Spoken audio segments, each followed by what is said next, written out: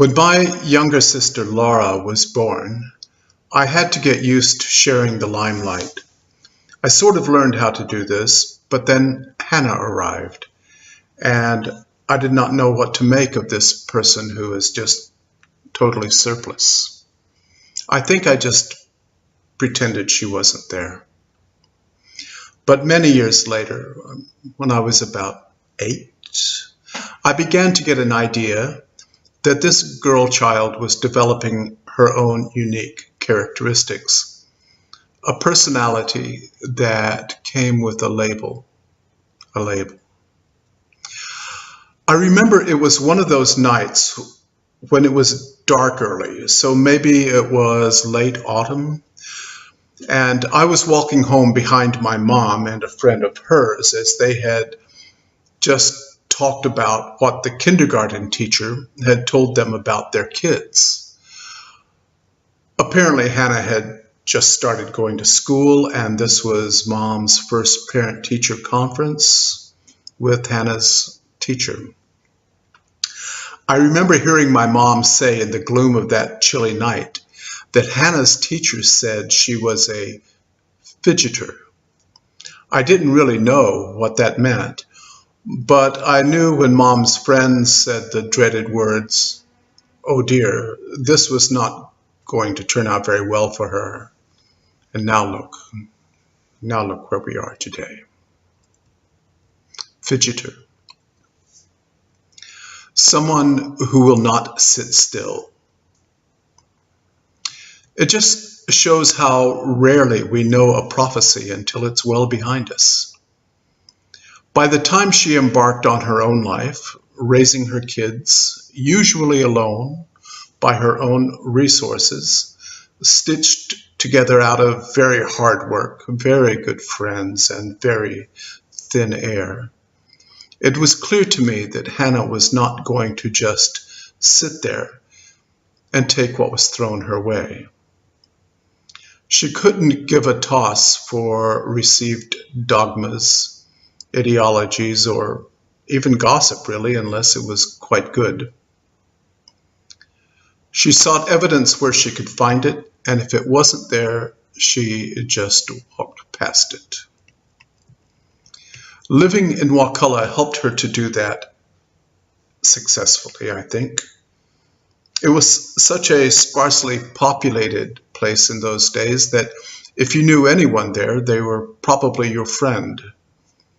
Betty Carter probably saved her sanity in those days, if not her life. Wakulla kept her free from being judged for how she chose to live her life, so that she could just dig in and live it. But yet she somehow attracted friends from around the country, people who would spend, often it was mushroom season, I think, camping out in her front yard, singing around fires at night, swimming naked at stinking springs during the daytime. You get the picture. She worked for a few years at the Wakulla Springs Hotel. One day during her stint as a waitress there, I drove in to pick her up from work and saw her chatting with an older lady outside.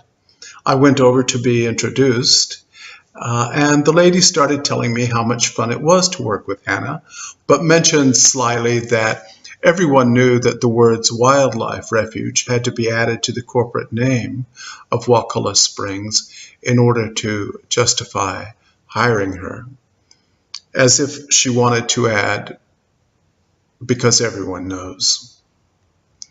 One of those things that everyone who knew her knew was how fiercely she valued her independence, and also how generous she was.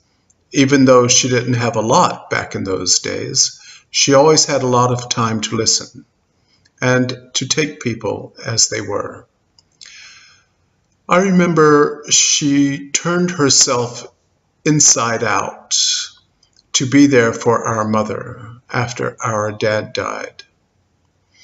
But even more, to create a space for her kids to grow and inherit that sense of independence, generosity, fair-mindedness, and God knows what else.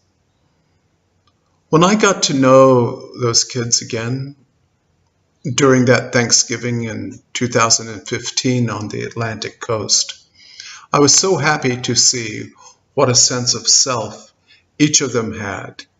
Karen, Becky, Adrian, what wonderful partners they had cast their lots with, and all those kids running around calling each other cousin. I think all of us will remember how easily Hannah always said the words, "I love you." Her ragtag dedication to the well-being of her kids also had an outward focus as she came to dedicate herself in what retrospectively we might call a career. I was off living in DC around the time that Hannah met her new heroes, around 1987, I think. A couple of guys who were Tallahassee's original garage bench entrepreneurs. And she went to work with their newly formed, most understated company name in the history of corporations company, Gates That Open. Talk about a clear mission statement. She found a place to work that, like herself, wouldn't sit still. She developed a few new habits, those often associated with people as they grow into society, and some new skills. She was quite proud of her workmates and being associated with them. Her polished up skills in sales and customer liaison saw her travel all over the States. She loved it. But she couldn't sit still, at least not under her own control. As the company grew, changed shape, changed owners, and moved far away from its agile, hippie-loving origins into an assertive, more buttoned-up corporation, Hannah finally learned that appearing to sit still had a value. She learned how to do it, at least strategically. Her new work environment eventually became another source of pride for her, happiness for her, and a sense of personal identification, I think. She grew to love the new incarnation, and from everything she said about her colleagues, many of them grew to love the new her, too. I remember when she came to spend some time with us in New Zealand, when we lived on Waiheke Island.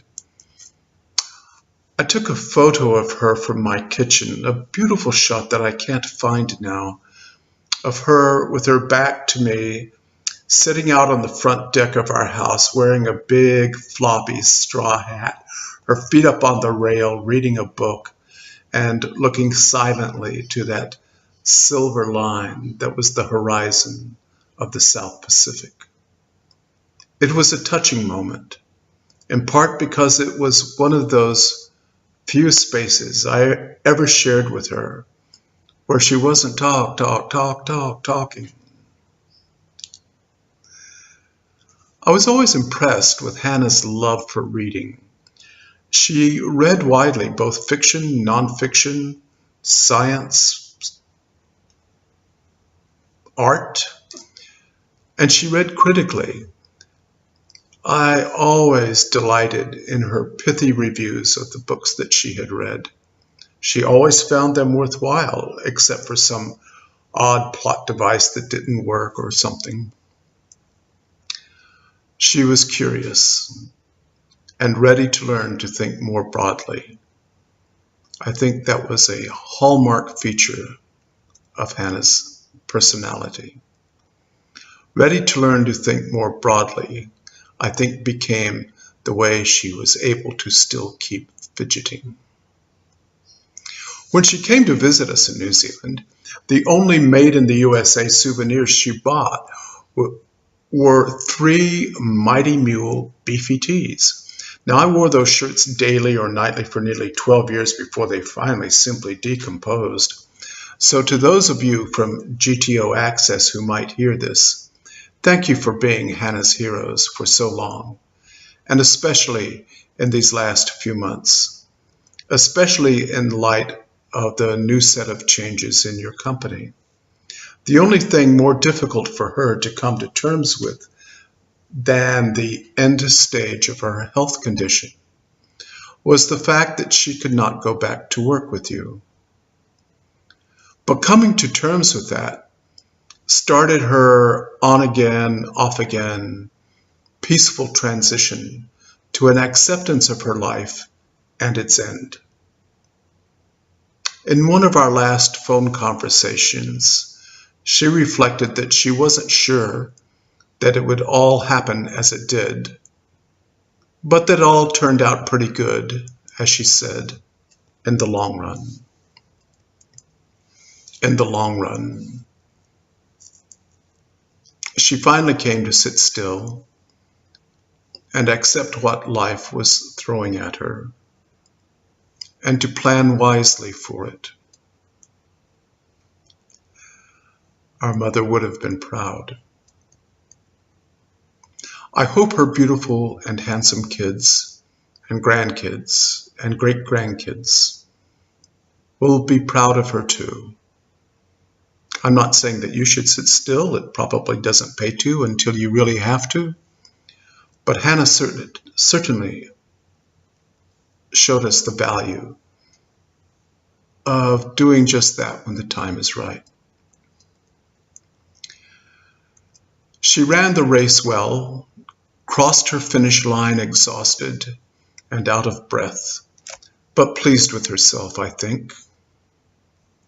Now she is able to wander around in our memories, to simply roam, to walk in warm, dappled grass, and pluck till time and times are done the silver apples of the moon and the golden apples of the sun.